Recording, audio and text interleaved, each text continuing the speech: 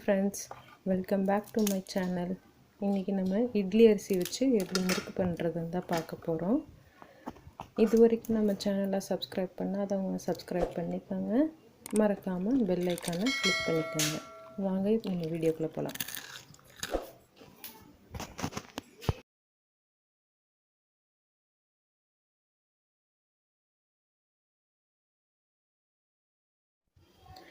இட்லி அரிசியில் இந்த கப்புக்கு 4 கப் இட்லி அரிசி எடுத்துக்க போகிறோம்.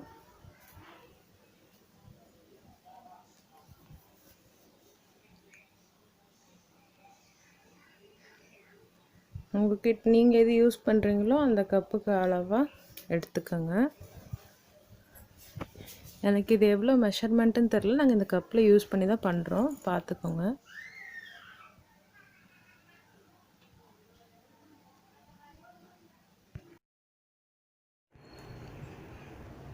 இட்லி அரிசி எடுத்தோம்ல அதே கப்பில் 6 கப்பு பொட்டுக்கடலை எடுத்துக்கணும். இட்லி அரிசி 4 கப்பு, பொட்டுக்கடலை 6 கப்பு.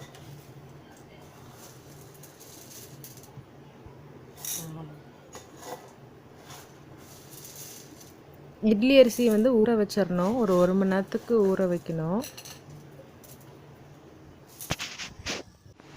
இப்போ அரிசி நல்லா ஊறிடுச்சு 1 மணி நேரம். இப்போ இதை நம்ம ஆட்டலாம். அப்புறம் பொட்டுக்கடலை மிக்சியில் போட்டு அரைச்சி எடுத்துக்கணும்.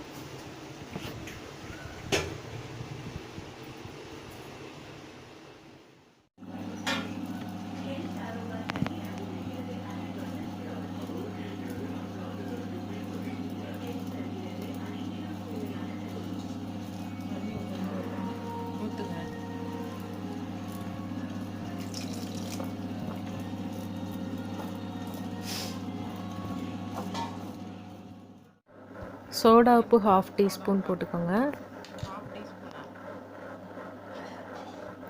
இது நல்லா ஆட்டினதுக்கப்புறம் கொஞ்சம் இந்த லாஸ்ட் ஸ்டேஜ் வரப்போ தான் இது போடுறோம், ஆட் பண்ணிக்கிறோம்.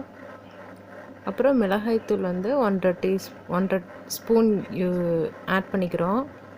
இது நம்ம பிசையும் போது பத்தலைன்னா, காரம் பத்தலைன்னா நம்ம எக்ஸ்ட்ரா ஆட் பண்ணிக்கலாம். இப்போ 1.5 ஸ்பூன் ஆட் பண்ணியிருக்கோம். அப்புறம் கல்லுப்பு கொஞ்சம் ஆட் பண்ணிக்கோங்க. எல்லாமே பத்தலைன்னா நம்ம பிசையும் போது ஆட் பண்ணிக்கலாம்.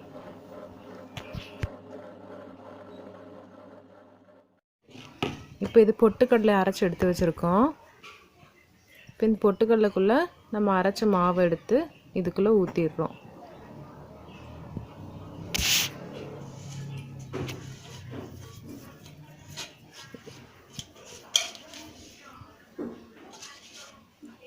நெக்ஸ்ட்டு இந்த கிரைண்டருக்குள்ளே கொஞ்சமாக வாட்டர் ஊற்றிட்டு அதை அப்படியே ஒரு தனியாக இன்னொரு கிண்ணத்தில் அதை ஊற்றி எடுத்து வச்சுக்கோங்க, தேவைப்படும் நமக்கு.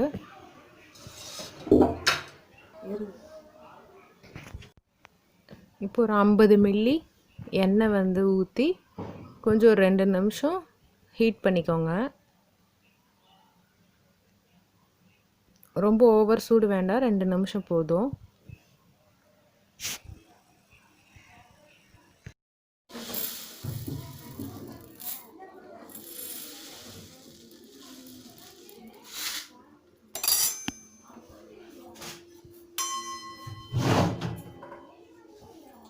ரெண்டு ஸ்பூனு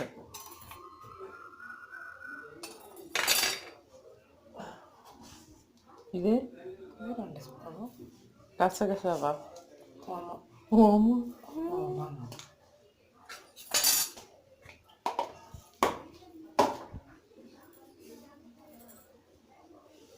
இது 2 ஸ்பூனு, ஓமம் 2 ஸ்பூனு, எள்ளு 2 ஸ்பூனு, ஓமம் 2 ஸ்பூனு, இது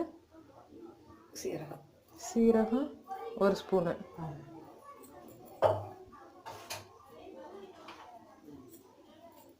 பெருங்காயம்,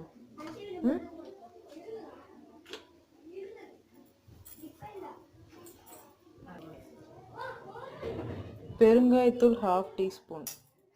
அந்த காய்ச்சி வச்சிருந்த எண்ணெயை இப்போ அந்த மாவு கூட ஆட் பண்ணிடணும். சீரகம், ஓமம், எள்ளு போட்டு வச்சுருந்தோம்ல அதை கொஞ்சம் கழுவிக்கிறோம். அதனால் கொஞ்சம் தண்ணி ஊற்றி வாஷ் பண்ணிக்கோங்க.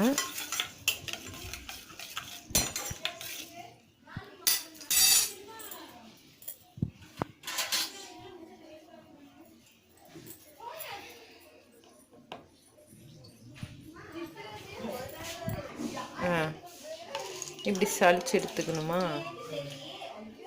சளிச்சுட்டு அத்திக்கு அதுக்குள்ளே போட்டுடணும்.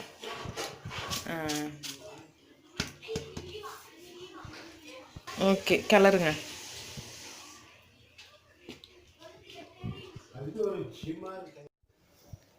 இப்போ இதை வந்து ஒரு ஸ்பூனு ஒரு கரண்டி வச்சு நல்லா மிக்ஸ் பண்ணிக்கோங்க. அதுக்கப்புறம் கையில் வந்து பிசைஞ்சுக்கலாம். அது ஃபஸ்ட்டு வந்து நீங்கள் ஒரு ஸ்பூன் வச்சு நல்லா மிக்ஸ் பண்ணி விட்டுக்கோங்க.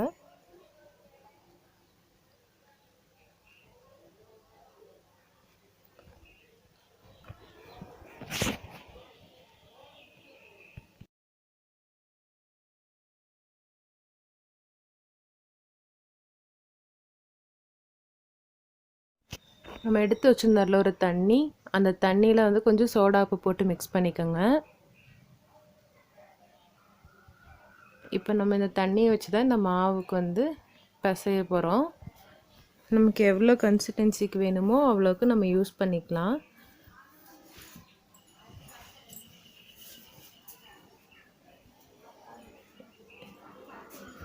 இந்த மாதிரி நல்லா பிசைஞ்சு விட்டுக்கோங்க.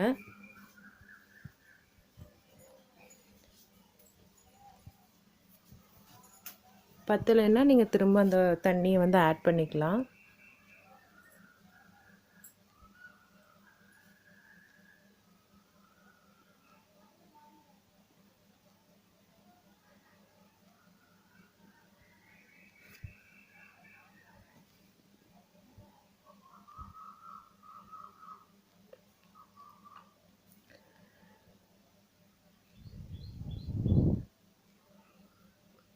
இப்போ வந்து இது ஒரு கரெக்டான பதத்துக்கு வந்துருச்சான்னு நம்ம பார்க்கணும்.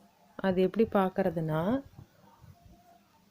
நம்ம முறுக்கு சுடுறோல்ல அந்த இதை எடுத்துக்கோங்க. எடுத்துகிட்டு கொஞ்சம் மாவு எடுத்து அதில் ஃபில் பண்ணிவிட்டு அதை ஒரு ஷேக் பண்ணுங்கள். ஷேக் பண்ணும்போது அந்த கீழே இருக்கிற ஹோல் வழியாக அது ஈஸியாக வருதான்னு பாருங்கள். அப்படி தெரிலனாலும் இன்னொரு மெத்தட் இருக்குது. இன்னொரு மெத்தட் என்னென்னா, நீங்கள் லைட்டாக கையை வச்சு லைட்டாக ப்ரெஸ் பண்ணிங்கனாவே அது வெளியே வரும். அப்படி வந்துச்சுன்னா உங்களுக்கு கரெக்டான பதத்துக்கு வந்துருச்சுன்னு அர்த்தம். இப்படி அமுக்கும்போது. இப்போ அடுப்பில் ஒரு பேன் வச்சுக்கோங்க. இது ஹீட் ஆனோடனே எண்ணெய் ஊற்றணும். சூடாயிடுச்சு. இந்த எண்ணெயும் வந்து நல்லா சூடாகணும். உங்களுக்கு அதை டெஸ்ட் பண்ணோன்னா ஒரு சின்ன ஒரு பால் எடுத்து அதுக்குள்ளே போட்டிங்கன்னா அது அப்படியே மேலே வரணும். அப்போ தான் நம்ம ஸ்டார்ட் பண்ணணும்.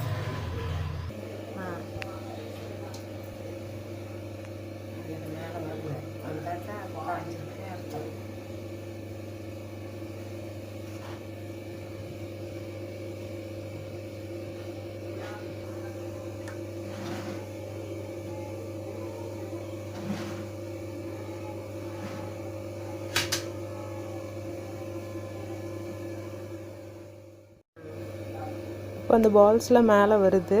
ஸோ இப்போ நம்ம சுடுறதுக்கு ஸ்டார்ட் பண்ணலாம்.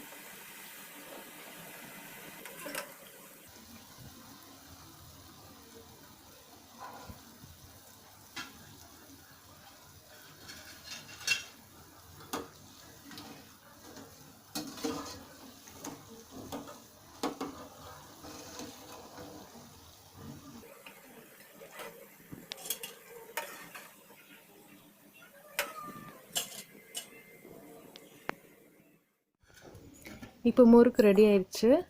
பாருங்கள் எவ்வளோ மொறுன்னு இருக்குன்னு. நீங்களும் இதை வந்து ட்ரை பண்ணி பாருங்கள் வீட்டில். ட்ரை பண்ணி பார்த்துட்டு எப்படி இருக்குன்னு கமெண்ட் செக்ஷனில் சொல்லுங்கள். நம்ம சேனலை சப்ஸ்கிரைப் பண்ணாங்க சப்ஸ்கிரைப் பண்ணிக்கோங்க. இந்த வீடியோ பிடிச்சிருந்தா லைக் பண்ணுங்கள், ஃப்ரெண்ட்ஸோட ஷேர் பண்ணுங்கள். தேங்க்யூ.